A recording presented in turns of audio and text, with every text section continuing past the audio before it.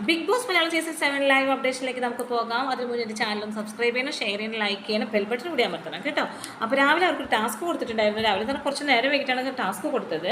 എല്ലാവരുടെ മധ്യത്തിലിരിക്കാൻ പറഞ്ഞു, അത് നടുവിലിരിക്കാൻ പറഞ്ഞു. എന്നിട്ട് പറയുന്നത് ബിഗ് ബോസ് റോബോട്ടാണോ മനുഷ്യനാണോ, നിങ്ങളുടെ സങ്കല്പത്തിലുള്ള ബിഗ് ബോസ് എന്താണ്? ഇതിൽ നെവിനും അനുമോളും പറഞ്ഞത് നല്ല ഇൻട്രസ്റ്റിംഗ് ആണ്. കാരണം നെവിൻ പറഞ്ഞത് എന്താണെന്ന് അറിയോ, നിങ്ങൾ പറയുന്ന ആളൊന്നുമല്ല ബിഗ് ബോസ്, പിറക്കാതെ പോയ എൻ്റെ അച്ഛനാണ് എന്നാണ് പറയുന്നത്. അപ്പോൾ എല്ലാവരും പറയുന്നത് ഓവറാക്കല്ലേ നെവിനെ എന്ന് പറയുന്നുണ്ട്.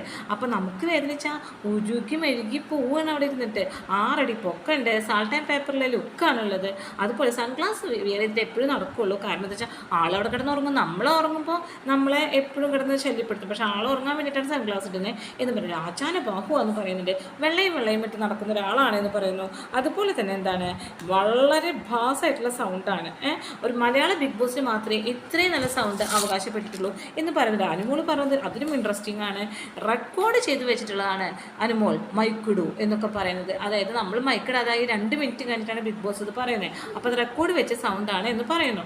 അതുപോലെ ഒരു ഡബ്ബിംഗ് ആർട്ടിസ്റ്റാണ് തോന്നുന്നത്. എനിക്ക് ഒരുപാട് ഡബ്ബിംഗ് ആർട്ടിസ്റ്റുകളെ അറിയാം, അതാണെന്ന് തോന്നുന്നു. പിന്നെ സൗണ്ട് പോലെ ആയിരിക്കില്ല ഒരാളുടെ രൂപം, ചിലർ സൗണ്ട് വേറെ നല്ലതായിരിക്കും, ചിലരുടെ രൂപം പൊട്ടായിരിക്കും അല്ലേ. പിന്നെ പാടുന്ന ആളാണെന്ന് തോന്നുന്നുണ്ട് കേട്ടോ. പിന്നെ വളരെ ബാസ് ആക്കി വെച്ചിരിക്കുകയാണ്, ബാസ് സൗണ്ട് ആക്കി വെച്ചിരിക്കുകയാണ്. പക്ഷേ സാധാരണ ആൾക്കാർ ഇങ്ങനെയൊന്നുമല്ല സംസാരിക്കാറുള്ളത് എന്ന് പറയുന്നുണ്ട്. പെൺകുട്ടികളാണ് ഈ സൗണ്ട് ഇഷ്ടപ്പെടുന്നത്, ഏറ്റവും അധികം ഇഷ്ടപ്പെടുന്നത് പെൺകുട്ടികളാണെന്ന് പറയുന്നുണ്ട്.